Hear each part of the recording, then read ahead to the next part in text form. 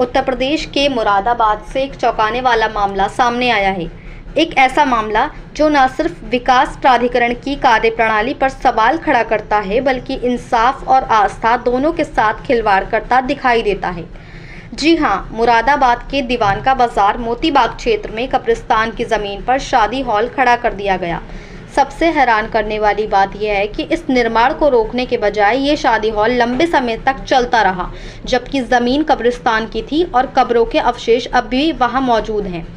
हम बता दें कि इस शादी हॉल को पहले ही सील किया जा चुका है, लेकिन अब ये दोबारा से खुल गया है। बड़ा सवाल यह है कि सील लगने के बाद भी आखिर किसके कहने पर ये शादी हॉल फिर से खुल गया? क्यों नहीं पड़ी एमडीए की नज़र इस पर? आखिर कब्रिस्तान की ज़मीन पर शादी हॉल कैसे बना? क्या मुरादाबाद विकास प्राधिकरण की नज़रें इस अवैध निर्माण पर कभी गई ही नहीं, या फिर वे इसे देखना ही नहीं चाहते, या फिर मिलीभगत से इस ज़मीन को हड़प लिया गया?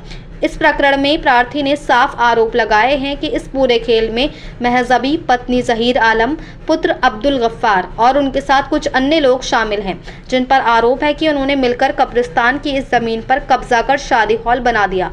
यानी साफ है कि मामला सिर्फ अवैध निर्माण का ही नहीं, बल्कि धार्मिक आस्था से खिलवाड़ और कानून की धज्जियां उड़ाने का भी है।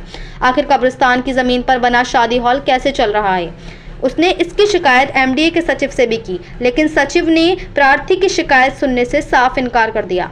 आज प्रार्थी एमडीए के अधिकारियों से मिला और इस मामले में निष्पक्ष जांच व कार्रवाई की मांग की है।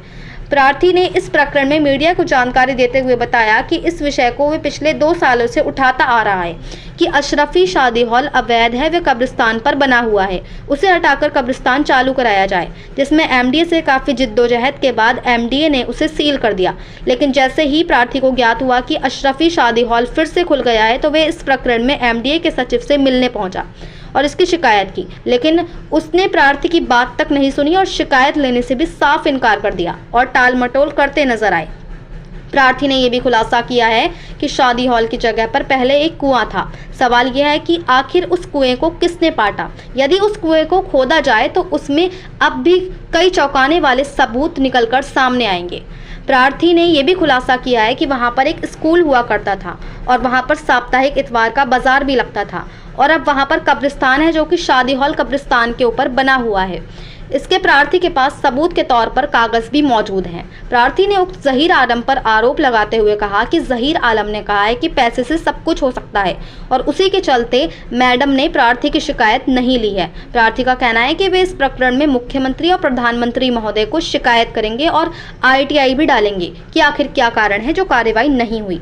तो क्या अब भी मुरादाबाद विकास प्राधिकरण इस गड़बड़ी पर चुप रहेगा? क्या जिम्मेदार अधिकारियों पर कार्रवाई होगी, या फिर फाइलों में दबकर ये मामला भी रफा दफा कर दिया जाएगा?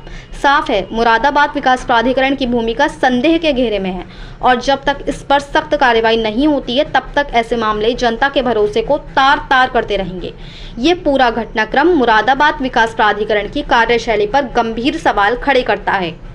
मुरादाबाद से परवेज अंसारी की रिपोर्ट। क्या नाम है भाई साहब? मेरा नाम मोहम्मद नदीम। नदीम जी कहाँ पर आए थे? हम ये एमडी आए थे। किस लिए आए? इसलिए आए थे कि हमने करीब 2 साल से एक एप्लीकेशन दी थी कि अशरफी शादी हॉल अवैध है, कब्रिस्तान की जगह पर बना हुआ है, लिहाजा वो हटा करके कब्रिस्तान चालू कराया जाए।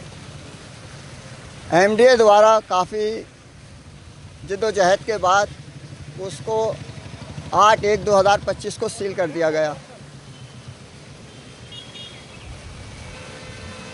फिर उसके बाद हमने अगली कार्रवाई की मांग करी कि अभी काफ़ी समय हो चुका है, लिहाजा आप इसको जो अतिक्रमण है हटाया जाए, बल्कि उसको न हटा करके हमें लगभग आज से 22 तारीख 24 तारीख को हमें नहीं 23 तारीख को हमें पता चला कि अशरफी शादी हॉल जो है वो खुल गया है। जब वो खुल गया तो हमने फ़ौरन ही संडे आने की वजह से 25/8/2026 को एमडी अधिकारी माननीय सचिव महोदय से मिले। सचिव महोदय ने हमारी बात पूरी तरीके से सुनी भी नहीं और हमारी शिकायत लेने से भी इनकार कर दिया। क्या कह दिया? उन्होंने कह दिया ठीक है कोई क्या कह दिया? हाँ देख लेंगे, ठीक है, और हम देख लेंगे, हमें मालूम है, देख लेंगे। तो इस बात से मैं क्या, कोई भी आइडिया लगा सकता है कि सरकार के खिलौना घिनौना वो चल रहा है, सरकार को नुकसान पहुंचाने की नीति चल रही है। सुनने में आया वहाँ पे स्कूल भी था, कुआं भी था। कुआं था, स्कूल भी था, और कभी वहाँ मतलब थोड़े से हिस्से में छुट्टी के दिन जैसे बाजार भी लगता था, वो कब्रिस्तान था। और अरे इधर तो देखो। इतवार के दिन बाजार भी लगता था, वो मैदान था, कब्रिस्तान था। कब्रिस्तान के कागज़ वगैरह जो भी हमारे पास थे, मिला हम के सर्कल जो बना हुआ है तो कब्रिस्तान की जगह कब्रिस्तान पे ही बना हुआ है, कब्रिस्तान की जगह पर नहीं, कब्रिस्तान पे ही बना हुआ है। बना हुआ है। तो पहले जब वो कुआं था तो वहाँ पे पूजा पाठ भी तो होती थी। जाहिर सी बात है होगी, क्योंकि मैं इस चीज़ को नहीं कह सकता, क्योंकि मेरे इल्म में नहीं।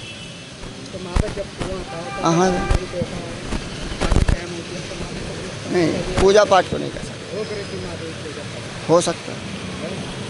तो आप कैसे पता चला इन्होंने सील खोल दी?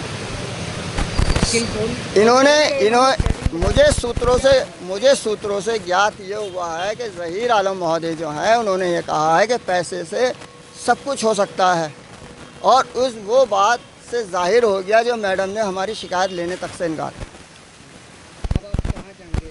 अब इसके लिए हम पहले प्रधानमंत्री को लिखेंगे, मुख्यमंत्री को, जहाँ जहाँ भी हमें भेजना होगा इसमें डालेंगे, और एक ITI डालेंगे। इनसे मांगेंगे कि आपने किस स्तर पे क्यों कार्रवाई नहीं करी, क्या कारण है, सब इनसे मांग लिया जाएगा।